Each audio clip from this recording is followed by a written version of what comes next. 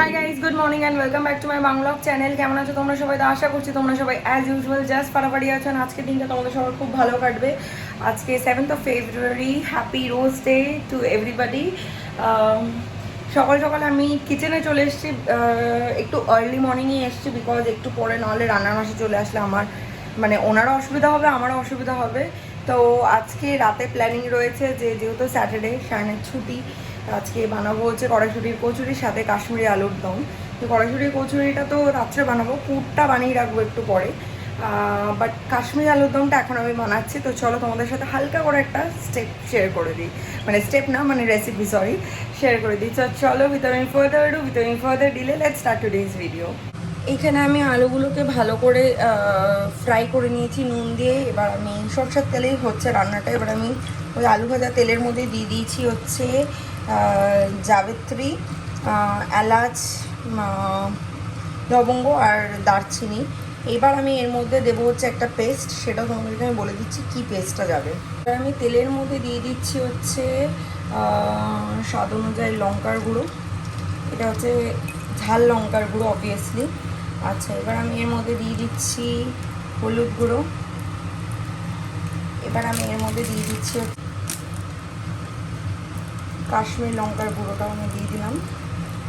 একটা বাটির মধ্যে নিয়ে নিয়েছি টক দই, আর এটা দিয়েছি হচ্ছে কাশ্মীরি লঙ্কার গুঁড়ো। আর দেবো হচ্ছে আমি এখানে একটু মৌরি গুঁড়ো করেছি, মৌরি গুঁড়োটা দিয়ে দিলাম আমি এর মধ্যে। ওকে, দেবো হচ্ছে এই ড্রাই জিঞ্জার পাউডারটা, দিয়ে আমি এটার মধ্যে দিয়ে ভালো করে মিক্স করে নেবো।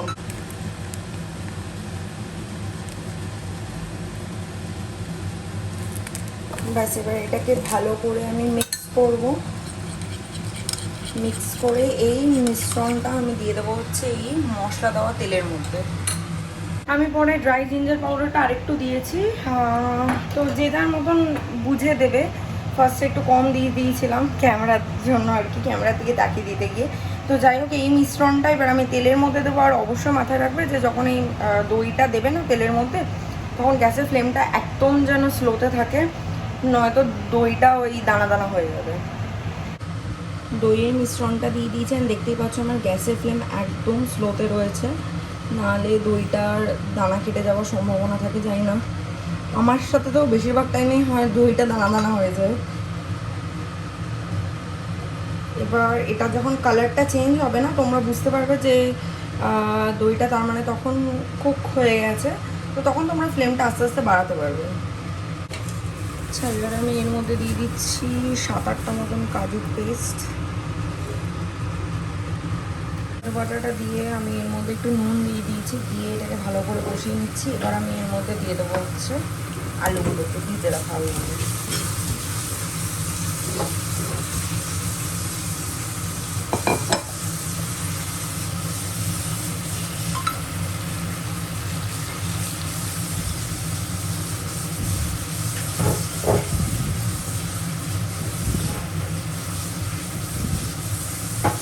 দিয়ে এবার এটাকে আমি ঢাকনা দিয়ে ভালো করে কষাবো আলুগুলোর সাথে। হয়ে গেছে কাশ্মীরি আলুর দমটা। আমি কোনো জল ব্যবহার করিনি আলাদা করে। আর হচ্ছে লাস্টে একটু নুন আর চিনিটা ব্যালেন্স করে একটু নেওয়া হবে, কারণ যেহেতু টক দই দেওয়া না, খুব টক টক হয়ে যাবে নয়তো। ব্যাস হয়ে গেছে, এবার আমি নামিয়ে নেবো। হাসিও এসছে আর আমার রান্নাও কমপ্লিট হয়ে গেছে। এর জন্য আমার আজকে না বিছানা তোলা হয়নি।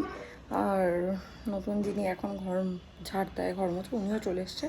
আমি ঝটপট আগে বিছানাটা তুলে নিই। ঘরদোর গোছানো সব কমপ্লিট, প্লাস কড়াইশুঁটির পুরটাও বানিয়ে রেখেছি। সায়ন রাতে ময়দাটা মেখে দেবে, আর আলুর দমটা আমি বানিয়ে নিয়েছি। আর এই বেলার জন্য হয়েছে সর্ষে ইলিশ, ডাল আর ফুলকপি আলু ভাজার ডালের সাথে। তো চলো আমি ঝপঝপ স্নান করে নিই। আর সায়ন ইন দ্য মিনওয়াইল গেছে ছাদে গাছে জল দিতে আর ফুল তুলতে। স্নান টান করে ফ্রেশ হয়ে চলে এসেছি। এবার কী বলে, চুল টুল ঠিক করবো। আর খাবার দাবার গরমই রয়েছে, আজকে সব তাড়াতাড়ি হয়ে গেছে যেহেতু আমি আগে আলুরদমটা করে নিয়েছি না। আর এদিকে এখন আর আমি পুজো দেবো না, এবার থেকে সায়নই পুজো দেবে। তো যাই হোক, এই হচ্ছে ব্যাপার, আমার পুজো দেওয়ার কাজটা আর নেই। তো আবার অনেক মাস বাদে পুজো দেবো, এই জিনিসটা খারাপও লাগছে। পুজো দিতে ভালো লাগে আমার, সাজিয়ে গুছিয়ে ঠাকুরকে, তোমরা দেখেছো আমি কি সুন্দরভাবে ঠাকুরকে ফুল টুল দিয়ে সাজাই, সেটা মিস করব। বাট ওই সায়ন যখন পুজো দেবে আমি ওর পুরো একদম ঘাড়ে বসে টিকটিক করবো। সায়ন দিচ্ছে পুজো আর আমি এখানে খাবার দাবারগুলো সব রেডি করলাম। ডালটা আর ইলিশ মাছটা গরম করলাম, আর আলু ভাজাটা গরম করে নিই। তো যাই হোক চলো আমি বসি, ওর প্রায় হয়েই এসছে পুজো, ও আরতি করবে তারপরেই ও এসে বসে যাবে। দুপুরবেলার পর আর কোনো ব্লগ করা হয়নি, সোজা সায়ন সন্ধে টন্ধে দিল, দিয়ে ও আমাকে এখানে ড্রপ করলো। বাড়িতে এসে আজকে বাবা গেছে একটা বিয়ে বাড়িতে, মায়েরও নেমন্তন্ন ছিল কিন্তু অনেকটা দূরে বলে মা আর যায়নি, বাবা গেছে। তো আমি আর মা বসে বিকেল থেকেই গল্প করছি। আজকে যেহেতু রাত্রিবেলা কচুরির প্ল্যানিং রয়েছে, আর বেশি হেভি কিছু খেলে না সারাদিন আমার অ্যাসিডিটি হয়ে যায়, তো সেই কারণে আজকে সন্ধ্যেবেলা আমি মুড়ি আর আলু ভাজা খেয়েছি। এটাও খুব ভালো লাগে খেতে, গরম গরম না, মুড়িটাও টেলে দাও না একটুখানি, বেশ ভালো লাগে, কালো জিরে টিরে দিয়ে কাঁচা লঙ্কা দিয়ে বেশ ভালো লাগে। মা আর আমি দুজনে ওটা খেয়েছি, আর 2 রাউন্ড চা খেয়েছি, চা, চিনি ছাড়া। আমি চিনি ছাড়া, মা চিনি খায়। তো যাই হোক এই খেয়ে গল্প করছি, বাবা ফোন করেছিল, বাবা প্রায় বেরিয়েই গেছে, মেট্রো ধরছে, চলে আসবে। আর সায়নও কিছুক্ষণ চলে আসবে, বাড়িতে গিয়ে আবার ও ময়দা মাখবে, কচুরি বানাতে হবে।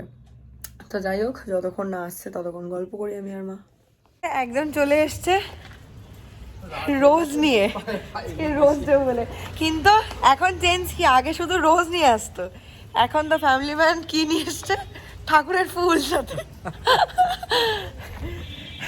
Family man. Stages of life. Stages of life. Seriously. Teaches you a lot. Right? ঠিক আছে চলো বাড়ি যাই, যাও ये यार। ময়দা মাখতে হবে তোকে। अरे यार कचौड़ी खाओगे, मेहनत नहीं करोगे, ऐसे ही मिल जाएगा। তুই তো মাখতে পারিস। আমি ময়দা আটা মাখতে পারি না, আমিও পারি না, আমিও শিখিনি এইসব নিয়ে, বুঝলি? আমিও রান্না করতে পারি না, আমিও পারি না, তো করিস না, যে যার মতো খেয়ে নেবো। কি খাবি? যে যার মতন যে যার মতো রান্না করবো, যে যার মতো খাবো। কি খাবো? দেখবো গোলা রুটি খাবো নাকি, ময়দা গুলে খেয়ে নেবো জল দিয়ে। কেন, আমি কি চিকেনটা সেদিনকে কেমন করেছিলাম? ও ভালো করেছিস, চলো যাওয়া যাক। Thank you. আরে এসব আমি এখন একা বেরোতে পারি না বলে আমি আর দিলাম না এবছর। হ্যাঁ কি অবস্থা, এটাই দিয়ে দে আবার আমাকে। Happy rose day. Thank you, you are not welcome. ওই তো দুটো রোজ আছে, একটা তুই আমায় দিয়েছিস, একটা আমি তোকে দিয়েছি, হয়ে গেছে। ঠিক আছে, 1-1। হ্যাঁ